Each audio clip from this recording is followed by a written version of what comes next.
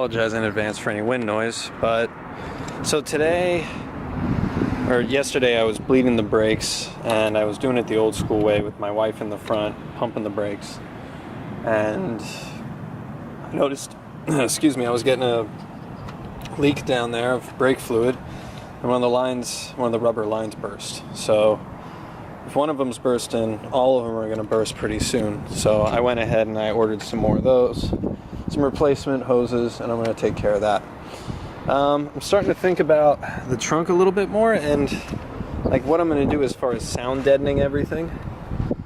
Like, I'm going to put sound deadener over the entire like rear carpet, like pretty much the entire area back here. So if that's the intention, then why do I care about keeping it this color if all I'm going to do in this entire trunk area here and here is I'm going to cover it with like Dynamat, or basically like, you know, sound deadening stuff. If I'm going to do that and that's my intention, then why the hell am I stressing about this? So what I think I'm going to do now is I'm just going to do the trunk like the rest of the interior and just POR 15 it and just be done with it and not have to worry about it. I need to check some reference photos to see if there's carpet that comes up here, but given that there's these clips here, I assume that there is, and then it latches on there, and it's a whole thing. So if that's the case, then all this, well, I mean, that's in good shape, but like, yeah, pretty much all this and can just be, you know, rust protected, and, you know, we can just forget about it. So being that I'm waiting on a bunch of parts, I'm waiting on suspension parts, I'm waiting on obviously brake parts, I guess what I can do is I can start thinking about this sunroof. So let me open up the other side because I need to remove some screws. So I want to take out the sunroof and I want to see what's going on in there. I want to see, like, you know, it's pretty ratty, but there's, I don't know, some interesting things about it. Hang on, am I zoomed in all the way? No. Okay, just checking. Like, there's interesting things about it. Like, first of all, it works, like, well. Like, the actual, like, mechanism and the spring and all that stuff. Like, the guide works, but it's just there's some sort of sag going on here. Or maybe this is in upside down. I have no idea. I'm going to take it out. Take the whole thing out, clean the inside because I'm sure there's gunk in there. And just see what I come up with. You know, like, see what comes up. We'll see what happens. I got the sunroof out. Doesn't look that bad in there, actually. There's some gunk in there, but I'll try and fish it out. So here's the tracks. It looks like both the tracks have this upsweep near the end, so if they both have this curve in them, so I assume that that's how they're supposed to be. And it makes sense as well from like when it's all the way back. But what I'm trying to figure out is why this end here isn't lifted up a little bit to bring it more even with the hood line. So what I guess I'll do is I'll keep disassembling this and actually like look into like how the sunroof is actually held on to the track here and try and figure out, you know, if something looks worn or if something looks missing, because that ain't right. Do you guys see anything that kind of looks out of place here? Like these two racing stripes. So I looked underneath the hood, or the roof, and sure enough, just like I thought, there were two screws that were way underneath the roof, and basically every time that this sunroof was retracted, those screws basically gouged these two marks in the sunroof. So I don't know if that's a contributing factor to maybe how it kind of maybe developed this issue where it's, you know, it was kind of like these screws like basically like pushing this down over time. I don't know. but it's just interesting. Parts guy came. Let's see what I got. Got these. These are all my brake hoses. All 4 of them. They don't look like, you know, don't look like they're going to be too much of a bear to get off. Just a wrench, and hopefully it'll come free. Not too bad. I'm going to do that today for sure. Because I need to have brakes in my car.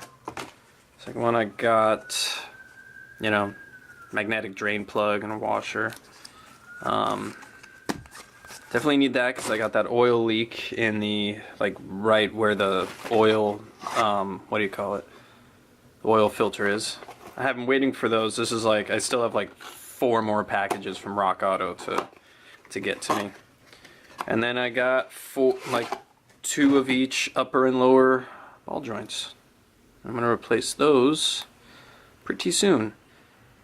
Now, one thing I noticed with these is that, like, there seems to be, like, there's a lot of space in there. Almost seems like there's no grease. But, I mean, I don't know, there's probably some grease in there, but there's definitely no Zerk fitting or anything like that on this. So, I guess it doesn't need it. I looked around online and it seems like it's just, you know, no one really is asking that question, so I guess you just pop these in and you don't maintain them, I guess. I guess the Germans got it right. And that's it for now. So yeah, today do my fuel hoses, or not fuel hoses, brake hoses. Brake hoses. Sun's going down and I finally finished all my brake lines. Well, 3 of them anyways.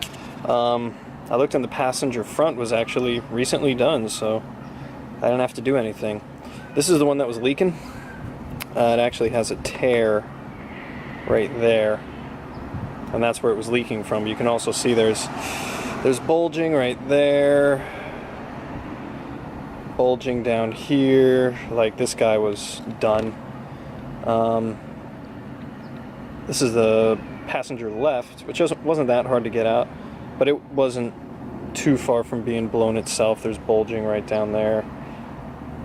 So this guy was gonna go. And then the passenger, or the driver front, actually looked not too bad, but you know, figure might as well. So I'm gonna try bleeding again and see where I get. Brakes work. That's all done. So now it's time to start worrying about rust. And this is what we're looking like in that department. So, passenger side floor.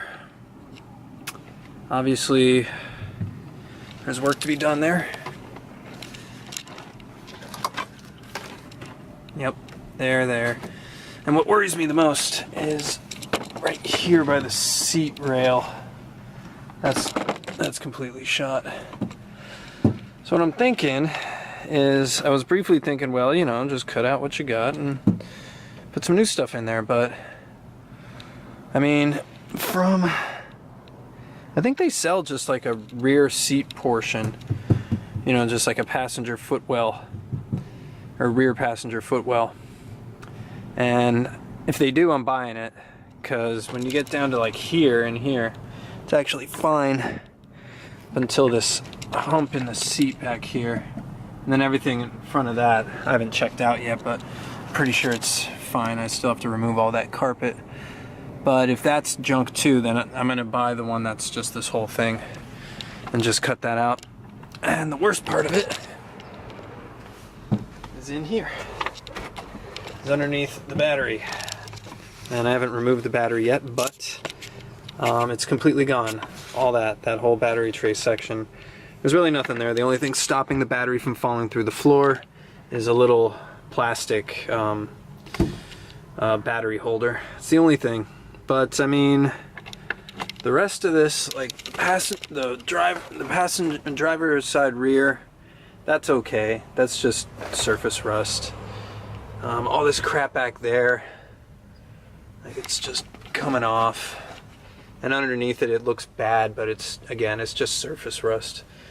It's literally exactly what POR15 was made for, so not too worried about that. So what I gotta do? Well, I was kind of wasting time this morning trying to figure out the sunroof and trying to get these guides to work right so that they're actually lifting the sunroof up when it's fully closed. There's a little set screw in there that I haven't seen, or that I didn't know was supposed to be there and never came with one, and I'm trying to eventually have to pop the sunroof back off and find whatever, you know, find a bolt that fits in there, because apparently that's the only way that you can raise the sunroof, the rear sunroof, when it like comes fully in. Apparently that's the only way you can do that. So I'll deal with that later. Cause like I was messing around with that, I'm messing around with like the hood latch and stuff like that. And I'm like that's all stuff I can do whenever the hell I want. Like what needs to be done right now so that I can get this body off to the paint shop is take care of the rust. So I'm done wasting time with all that stuff. So yeah, floorboards, battery tray, and I gotta start making room in the garage to fit this thing, because it's gonna be there for a while I get this all figured out. But I mean, like I'm not super upset. Like, aside from these two places, like there's really not any patchwork that I have to do. And also there's an itty bitty little spot in the trunk area that I have to do, but I might just be able to fill that with weld. I might not even need to make a patch panel. So I got this. I got my new Bible, the service manual for this guy, and this has been really helpful so far. And I mean, it's got like, it even has colored wiring diagrams, so super happy about this. Some guy from Colorado was selling it for 10 bucks on eBay, so my win, because these guys new were like 50 bucks. So yeah, so here's what I'm doing now.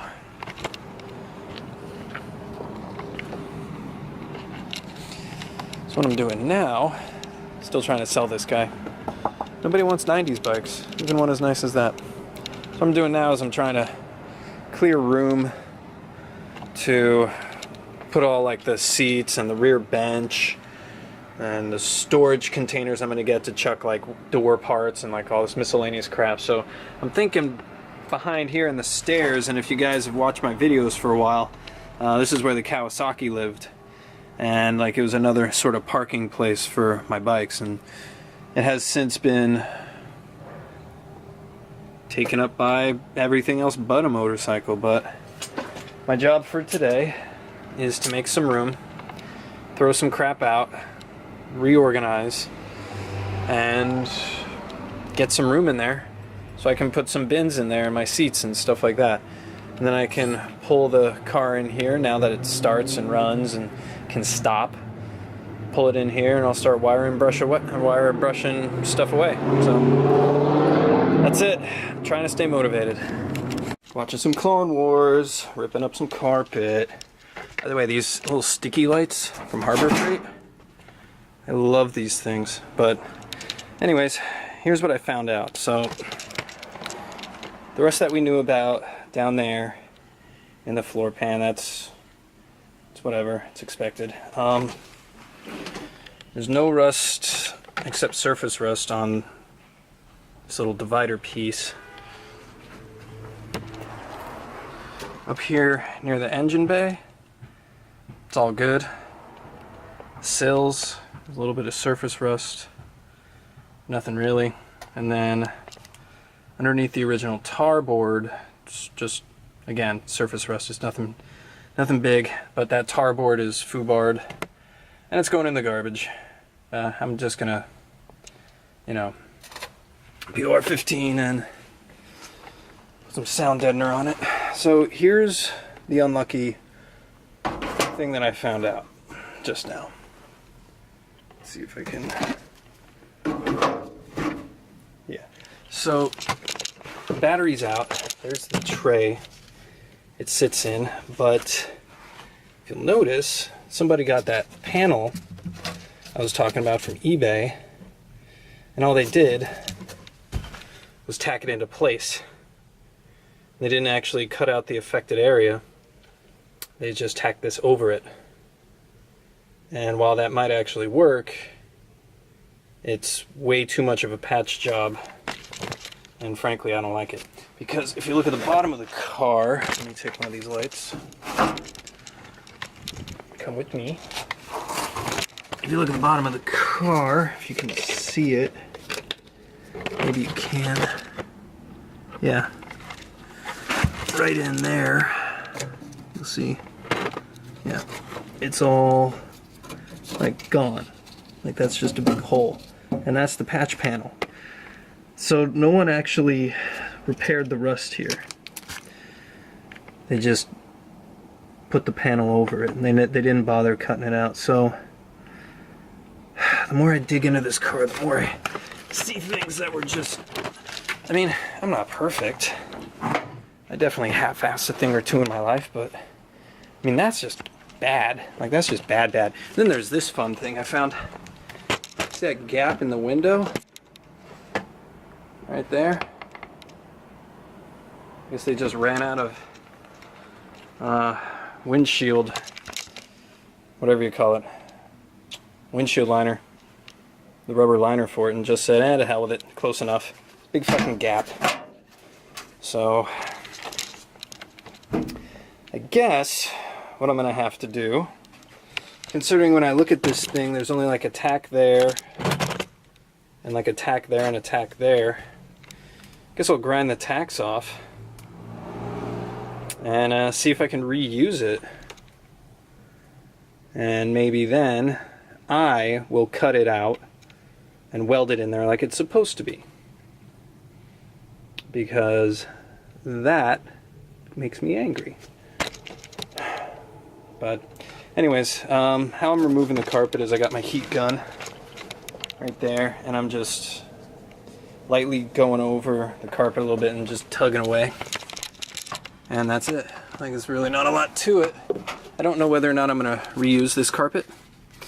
Probably not. But I'm going to hang on to it anyways. This part really has me worried. If you can see all the rust under the seat rail there. What sucks about that is I think the rail is welded into the floor. So I'm not sure how I'm going to make that fix. I guess I could just cut out the rail, put some sheet metal behind it, and then weld the pan to it. But then, like, I'm worried about alignment because I'm basing it off of nothing. Like, the alignment would just be, I don't know, maybe there's a way I can do it. Or maybe there's a way that I can install one that bolts on there. And I don't know, I have to do some research to figure out what I'm going to do with that, because right now, I mean, there's a big ass hole right there.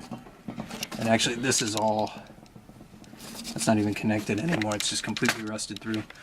So,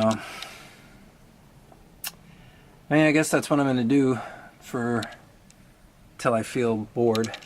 I'm just going to keep tearing up carpet.